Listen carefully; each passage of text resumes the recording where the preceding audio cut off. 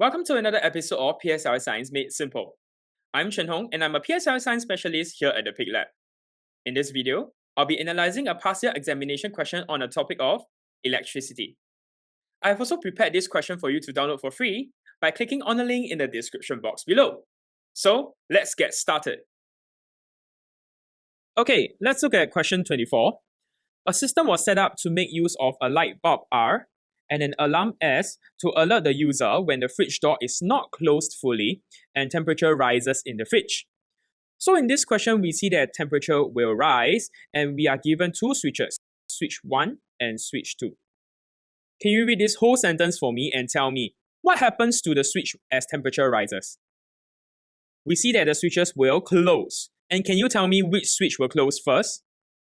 We see that switch 1 will close first. And below you are given a table that shows you the observation at different temperatures.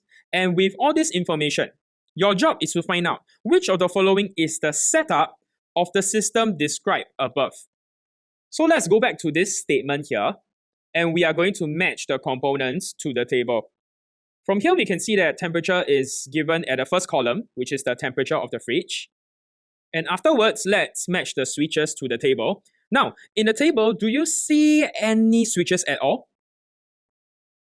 No, right? We don't see any switches, but what components do we see? We see that there's light bulb R and also alarm S. And in the table, it tells us whether light bulbs R and alarm S will switch on or off as the temperature rises. So how do we relate the switches to light bulb R and alarm S? Let's look at switch 1. We know that switch 1 will close first. This means that one component must turn on first. So let us find the component that turns on first from the table. From 4 degrees Celsius, we can see that both light bulbs R and alarm S were off. However, as the temperature rises from 4 degrees Celsius to 6 degrees Celsius, can you tell me which component turns on first? We see that alarm S turns on first, correct? So what does this tell us? Alarm S is being controlled by switch number 1. Because alarm S turns on first when switch 1 closes first. And moving on to the next temperature, when temperature rises from 6 degrees Celsius to 7 degrees Celsius, which other components turned on? We see that light bulb R turns on later, and this tells us that light bulb R is being controlled by switch number 2, which also turns on later. And as of now, I'm sure some of y'all will use all this information to already find the correct answer. And some of y'all would just use your eyes to simply trace the electric circuit to find the answer. However, I don't advise on doing that because that will result in a lot of careless mistakes. So, what do I usually ask my students to do? I ask my students to use a highlighter to trace how electric current can flow. So everyone, can you take out a highlighter now? In my video, I will use blue color to trace how electric current can flow. So how do we start tracing? We must first know which components we want to analyze first. So from the table, we have R and S. Which is the component do you think we should start analyzing first? Is it light bulb R or alarm S? We should start analyzing alarm S first because it is the first component to switch on as switch 1 closes first.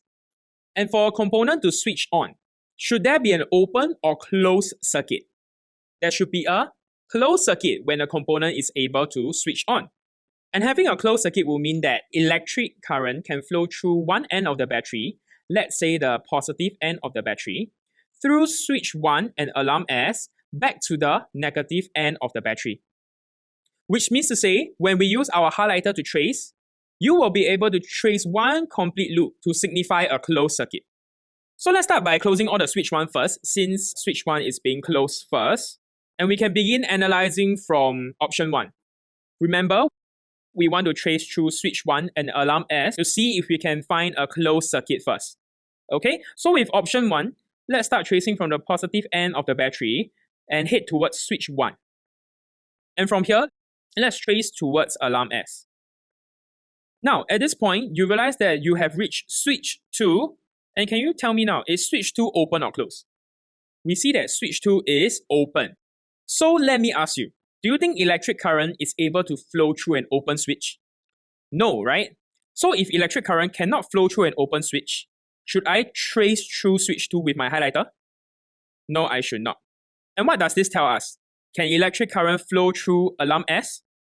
From here, we can see that electric current cannot flow through alarm S, and this is because switch 2 is open, resulting in an open circuit. So if alarm S cannot be switched on, do you think option 1 can be our correct answer? Option 1 cannot be our correct answer. Let's go on to option 2. Again, we will start tracing from the positive end of the battery through switch 1, and we will trace over to alarm S.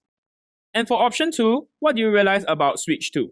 Again, we see that switch 2 is open. Since we know that electric current cannot flow through an open switch, do you think electric current can flow through alarm S and then back to the negative end of the battery? No, again, it is not possible. Electric current cannot flow through alarm S, and we see the same issue as option 1, which means option 2 cannot be our answer. Let's go on to option 3. For option 3, when you start tracing, you will realize that at this point of time, you can either go to the left to switch 1 or go down to alarm S. Both are fine. So in this video, I will choose to trace to switch 1 first. And when you trace through switch 1, remember we need to trace through alarm S as well. So after tracing through switch 1 at alarm S, can you tell me, will alarm S turn on? At this point, some of you might tell me yes. Some of you might tell me no, alarm S will not switch on. So let's recall how electric current flow first. When we started out from the positive end of the battery, electric current must flow back to which end of the battery? Electric current must flow back to the negative end of the battery. Now, can you check for me? In option 3, did electric current flow back to negative? No, right? Our highlighting suggests that electric current flows from positive to the positive. Because you see, the negative is not highlighted at all.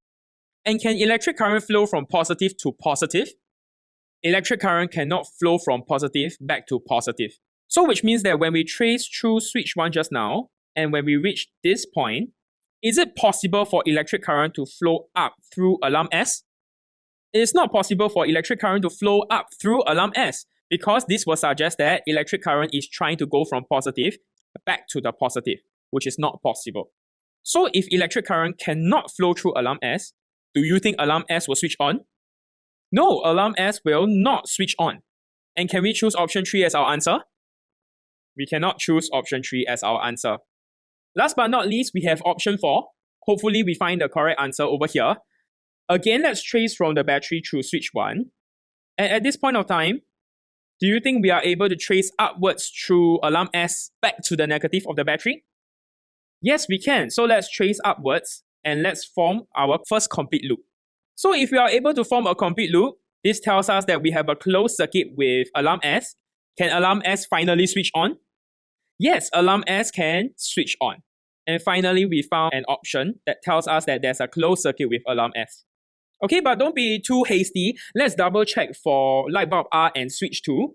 I will use purple color to trace through switch 2 and light bulb R. So let's start from the battery again. And since switch 1 was already closed, electric current can flow through it, no issue. And we are going to head towards switch 2. Remember, we want to trace through switch 2, then light bulb R. So at this point, we see that we can trace through switch 2, and there's no issue tracing through light bulb R again, back to the negative part of the battery. Since we are able to trace a complete loop with the purple highlighter, is there an open or closed circuit? There is a closed circuit. And if light bulb R is on the closed circuit, do you think light bulb R will turn on? Yes, light bulb R will turn on, which is exactly what we have discussed over here in the table. And since option 4 agrees with whatever that we have discussed earlier on, this tells us that our correct option will be option number 4. Thank you for watching, and I hope you have enjoyed this video. If you found this video useful, do give us a thumbs up. If you would like to check out more videos by us, do click on the links on the right hand side.